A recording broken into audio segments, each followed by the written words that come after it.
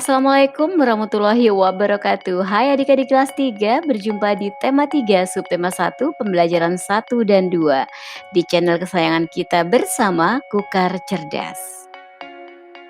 Masih ditemani oleh Kak Sasa di sini. Pembelajaran kali ini diambil dari buku tema 3 kelas 3 dan buku penilaian Bu Pena. Tujuan pembelajaran kita adalah 1. Menemukan informasi tentang benda-benda di sekitar.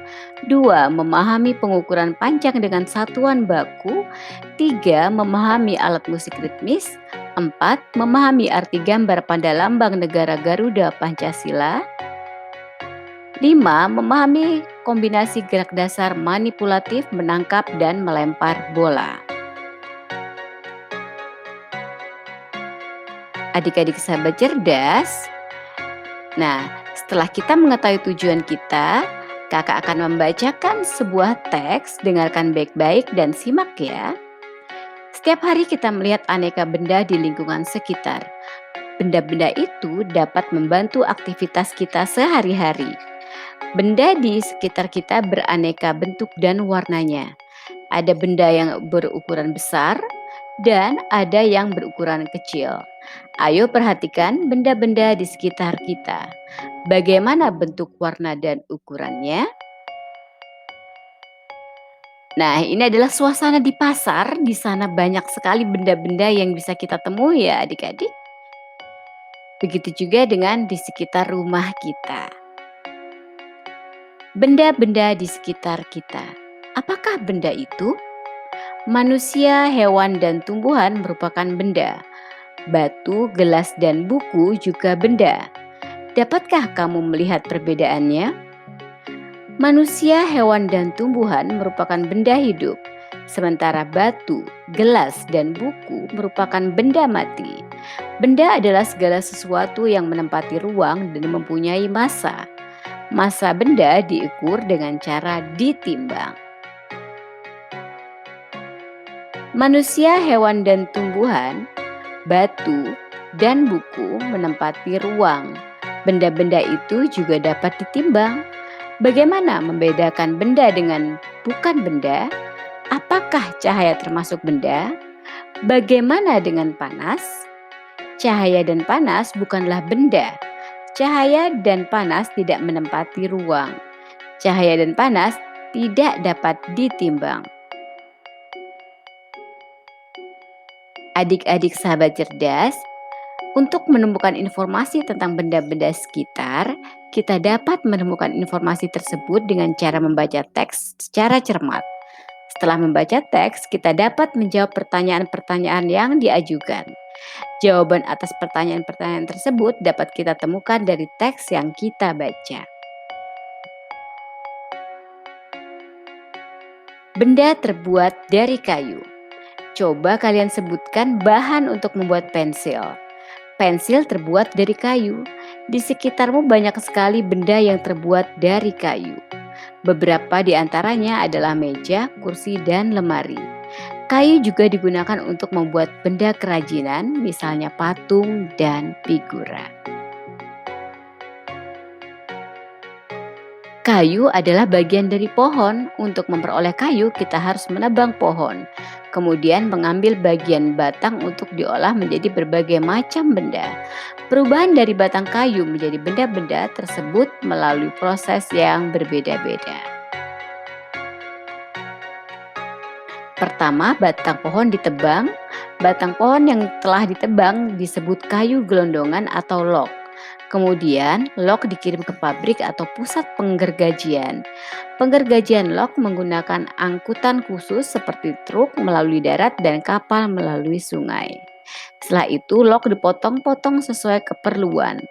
Untuk menghindari jamur dan serangga yang dapat menyerang kayu, maka kayu perlu dikeringkan. Cara hanya dengan dijemur. Kayu dijemur sekitar 2 hingga 4 minggu.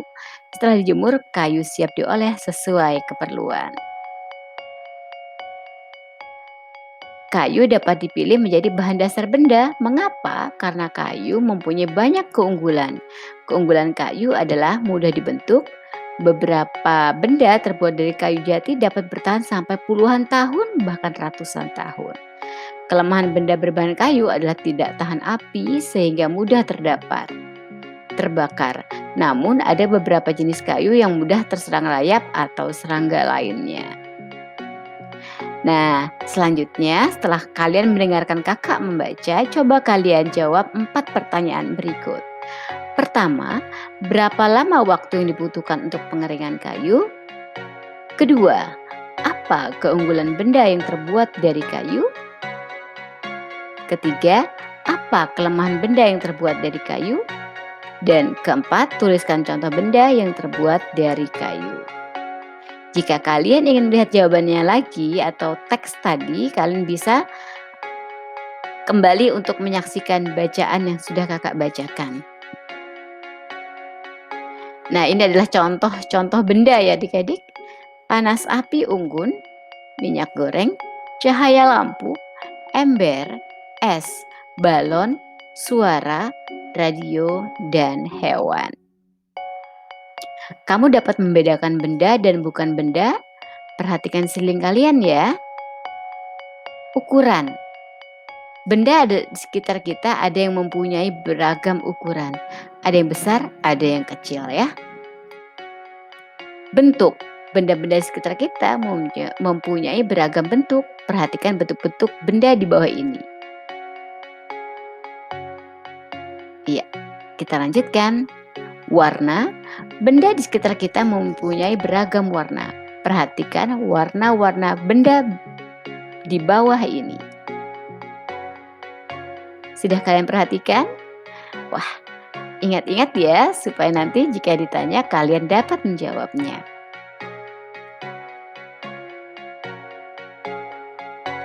Belajar tentang benda, kita lanjutkan pengukuran panjang dengan satuan baku. Alat ukur panjang baku adalah penggaris. Penggaris digunakan untuk mengukur benda-benda yang panjangnya kurang dari 1 meter. Meteran pita atau meteran kain biasanya digunakan penjahit untuk mengukur panjang kain. Gambar selanjutnya adalah meteran roll kecil, biasanya digunakan untuk mengukur panjang kayu.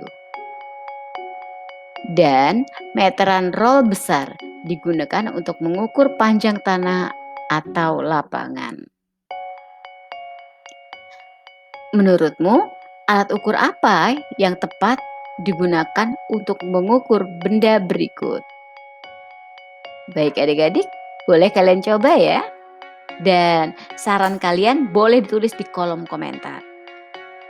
Menggunakan alat ukur apa yang tepat untuk mengukur kursi tersebut? Setiap alat ukur mempunyai satuan. Perhatikan satuan pada alat ukur di bawah ini. Satuan yang dipakai pada penggaris adalah sentimeter yang disingkat cm. Coba cari tahu satuan yang digunakan pada alat ukur lainnya. Bagaimana cara menggunakan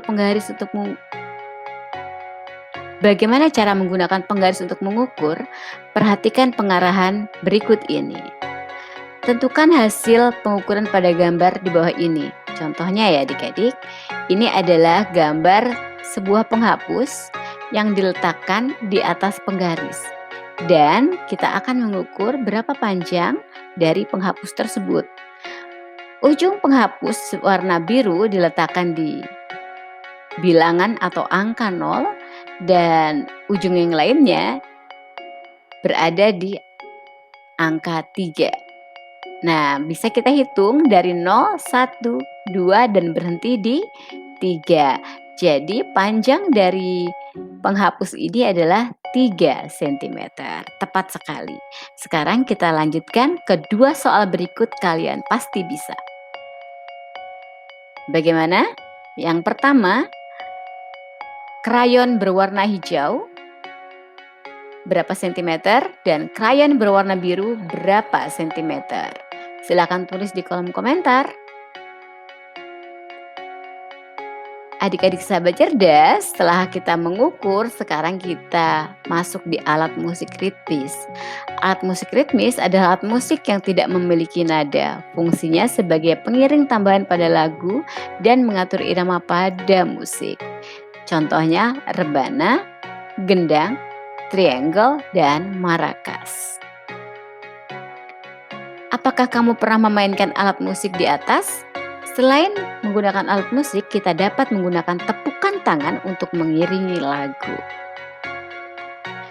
Adik-adik, kita sudah mempelajari alat musik ritmis nih.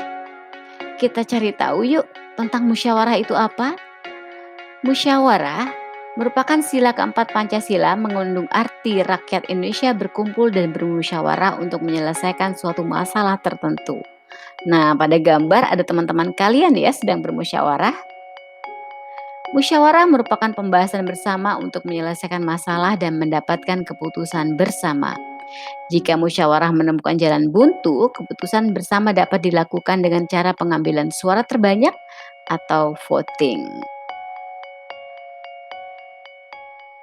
Wah, kita udah capek nih bermusyawarah, sudahlah kita lanjutkan berolahraga supaya lebih segar ya. Mari berlatih menangkap dan melempar bola. Perhatikan cara melempar dan menangkap bola yang benar. Gerakan dasar melempar, perhatikan gambar berikut ya adik-adik. Oke, kita lanjutkan. Gerakan dasar menangkap bola. Bagus. Gerakan kombinasi melempar dan menangkap bola. Sebelum melakukan permainan bersama teman-temanmu, lakukanlah pemanasan ya. Pemanasan dapat dilakukan dengan bermain.